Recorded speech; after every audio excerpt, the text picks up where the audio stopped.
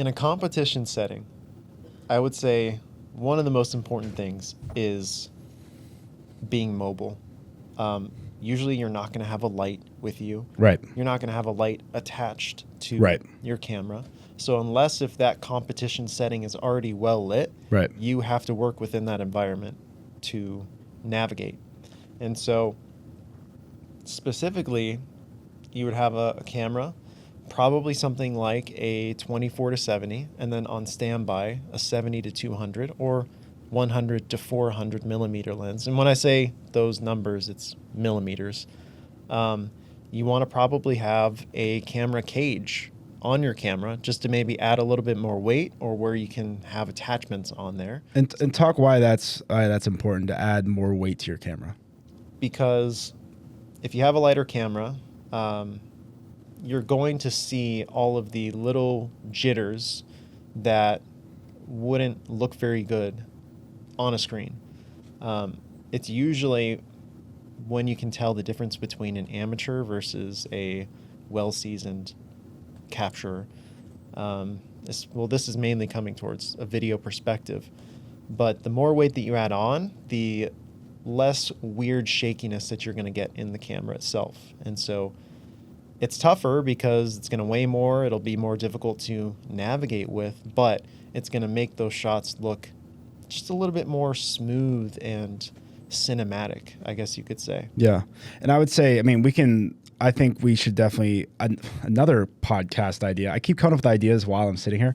Another one would be like the techniques of like that idea of what you can use around you in order to create a stable environment. There's a bunch of different things. Yeah. But the other thing you hit on was lenses. So this, I think, all depends on the access that you have. Typically, in the fitness realm, if you have good access, meaning you have a press pass, a media pass, whatever, you can usually get away with that 24-70. Yeah. However, if you do not have access and you're a little bit further away, that's when that 70-200 becomes your king.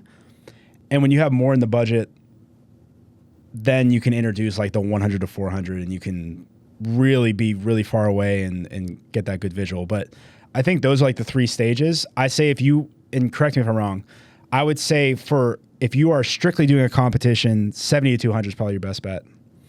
If you are more in a gym setting, that's when you can do the 24-70. Yeah. Would you say that's like pretty good rule? I agree. And I'll always tell people, like, I think I've told you this before, it all comes with experience and really being honest with yourself, reviewing how you captured something, getting feedback from others, and seeing how you can make it better. That's probably more important than me telling any of you that this is what you need to get, this is what you should buy. It's actually going out there and doing those things so then you can learn from either mistakes or the successes. And something we hit on before was the idea of like watching what other people are doing and the lens selections they're doing whenever they're filming and all that stuff around you that are trying to accomplish a similar thing than you are. Like, okay, like if I see someone on a certain lens, like before, like let's say I'm arriving to a gym and there's already somebody there, like maybe they're filming an athlete, maybe they're filming some type of competition, whatever. If they're on a certain lens, I'm gonna be like, oh, I should probably start on that lens because they've already done the groundwork to get to a certain point to decide that that is the lens that they want to use. Yeah. Any event that I go to, if I have the time, I will always talk to any other person that's there that's capturing. I'll ask them, what made you choose Canon or Sony? What made you choose that lens? How do you enjoy that? Is it worth buying? These are all questions that I'll just ask just because I usually will introduce myself to most people that are doing the same thing as me at either a competition or at an event. And you learn so much from that simply just because of that. I mean, even if I already knew the answers to that, getting insight from somebody else is always helpful. It's always beneficial. Yeah, absolutely. So we're ignoring lighting for now in this environment. We're grabbing our lens.